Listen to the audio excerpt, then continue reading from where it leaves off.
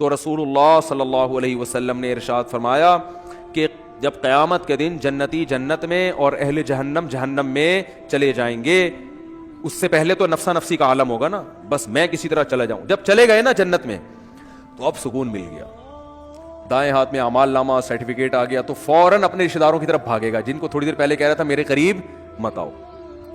تو اللہ فرماتے ہیں جیسے ہی اعمال نامہ دائیں ہاتھ میں آئے گا، ہاں اقرؤ کتابیہ، ارے ابا کہاں ہیں، اماں کہاں ہیں، بیوی کہاں ہیں، بچے کہاں ہیں، میرا اعمال نامہ پڑھو، میرا اعمال نامہ دیکھو.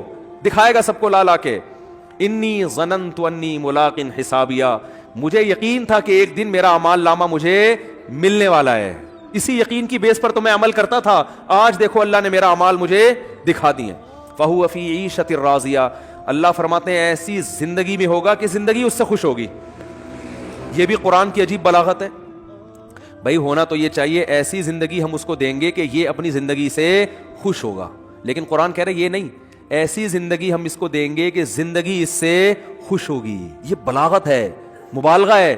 جیسے کہتے ہیں نا فلاں کی تو زندگی اس پہ مہربان ہو گئی ہے، لوگ کہتے ہیں نا یار فلاں کی تو تقدیر اس پہ عاشق ہو گئی ہے، جو سوچتا ہے زندگی اس کو وہ دے دیتی ہے.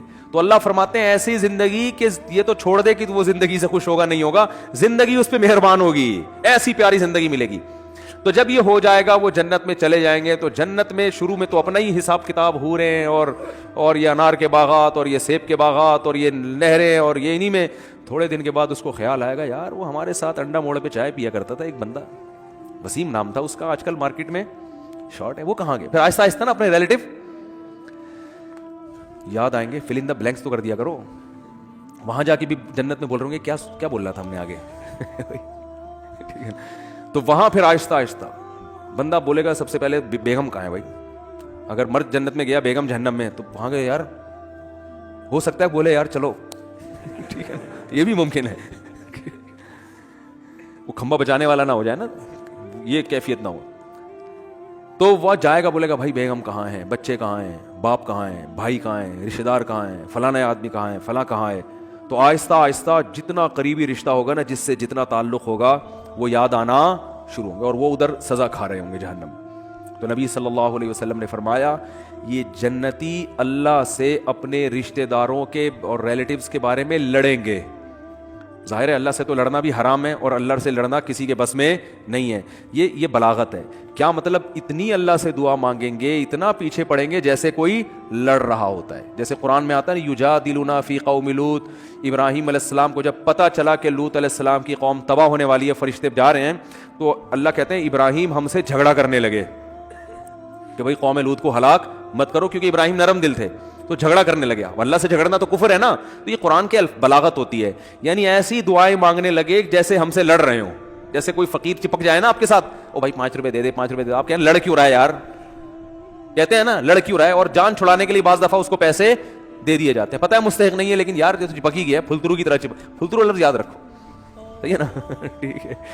تو اللہ نے بعض، یہ قرآن کے الفاظ ہیں نا، ایسے الفاظ قرآن بلاغت ہے. یہ تو حدیث میں آتا ہے کہ اللہ سے جھگڑا کرنا شروع کر دیں گے، یعنی اتنا زیادہ مانگیں گے گویا کہ جھگڑ. یاد آئیں گے یار ہمارا دوست تھا وہ جہنم میں آگ میں، تو اللہ تعالیٰ ان کے لیے، ہاں وہ جو اصل میں حدیث سنا رہا تھا نا، تو اتنی لمبی تمہید ہو گئی، وہ کہیں گے اللہ سے جا کے اے اللہ بہت سے ایسے ہمارے دوست احباب رشتہ دار تھے یصلون معنا ویصومون معنا، جو ہمارے ساتھ نمازیں پڑھا کرتے تھے، رمضان کے روزے رکھا کرتے تھے، مگر آج وہ ہمیں جنت میں نظر نہیں آ رہے. اس سے کیا پتہ چلتا ہے وہ بھی یہ بتائیں گے کہ وہ مسلم تھے، کیونکہ یہ کافر کے بارے میں تھوڑی خیال آئے گا ان کو. ہائے ہائے کیسے سمجھائیں یار. یہ کافروں کے بہت، کافر کا تو پتہ ہے کہ دنیا میں اللہ نے مغفرت پہ پابندی لگائی ہوئی ہے، تو آخرت میں کہاں سے ہوگی. کافر کا تو دیکھ رہے ہیں اللہ ابراہیم علیہ السلام اپنے باپ کو نہیں بخشوا سکیں گے، تو ہم کون سا ابراہیم علیہ السلام سے آگے نکل گئے کیا. تو یہ اپنے مسلم ریلیٹیوز کے بارے میں، تو ان کا اسلام ثابت کرنے کے لیے اللہ کے سامنے حوالہ کیا دیں گے، اے اللہ وہ نماز بھی پابندی سے پڑھا رکھ کرتے تھے، رمضان کے روزے بھی رکھتے تھے، مسلم ہیں، لیکن آج ہمیں نظر نہیں آ رہے. گناہ تھے، زنا تھے، چوری تھی، کچھ بھی تھا. اس سے اندازہ لگاؤ وہاں بھی ان کو اپنے ریلیٹیوز کا مسلمان ہونا ثابت کرنے کے لیے شناختی کارڈ نہیں دکھائیں گے وہ کہ اللہ یہ دیکھو نادرا میں لکھا ہوا تھا انہوں نے اسلام.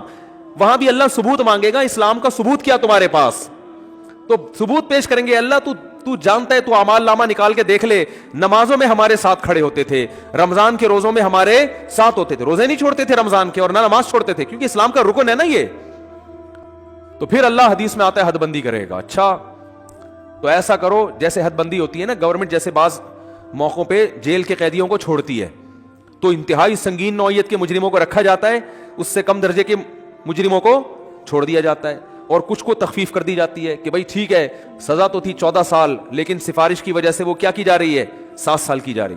تو اللہ حد بندی کریں گے, کیونکہ کچھ ایسے نمازی ہوں گے چھوٹے موٹے گناہ تھے, کچھ چھوٹے تو گناہ کی وجہ پہ جہنم میں نہیں جاتا, یعنی کبیرہ جو دوسروں کی نسبت چھوٹے تھے, ایک آدھ دفعہ کبیرہ گناہ ہوا, توبہ نہیں کی, مر گئے, تو اللہ کہیں گے چلو ان کی سزا تو بنتی تھی, مگر میں تمہاری سفارش کی وجہ سے ان کو جہنم کی آگ سے نکال رہا ہوں.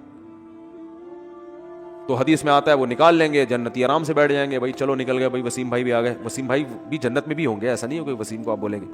تو میں جن وسیم کی بات کر رہا ہوں ان میں سے کوئی بھی میرا بیان اس وقت نہیں سن رہا.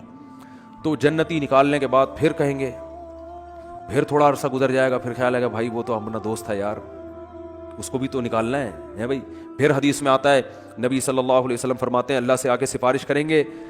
پھر حدیث کے ظاہری الفاظ یہی ہیں, اللہ سے کیا کہیں گے, ہمارے ساتھ نماز پڑھا کرتے تھے اور ہمارے ساتھ روزہ رکھا کرتے تھے. تو بے نمازی کا تو تذکرہ آ ہی نہیں رہا کہ جنت میں جائے گا. سمجھ میں آ رہی ہے بات؟ بے نمازی کا تو کہیں تذکرہ ہی نہیں آ رہا کہ بھئی اپنا اسلام تو ثابت کرو. تو حدیث میں آتا ہے کہ پھر اللہ تعالیٰ اور پھر حد بندی کریں گے, اور پھر کہیں گے چلو بھائی, بے نمازی کا بھی آئے گا بالکل اینڈ میں آئے گا وہ,